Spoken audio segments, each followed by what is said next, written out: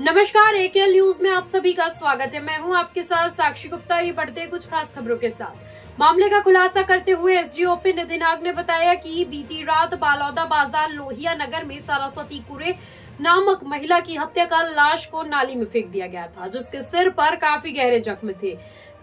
पास ही पत्थर पड़ा था। घटना के बाद आरोपी फरार हो गया था, जिसे पुलिस ने पकड़ लिया है। आरोपी ने हत्या की बात स्वीकार कर ली है। एसडीओपी ने बताया, आरोपी महिला के साथ आरोपी लिव इन रिलेशनशिप के तहत रहता था। उसके एक 8 माह की एक छोटी बच्ची है। आरोपी के विरुद्ध धारा 302 के तहत हत्या का मामला दर्ज कर गिरफ्तार कर लिया गया है।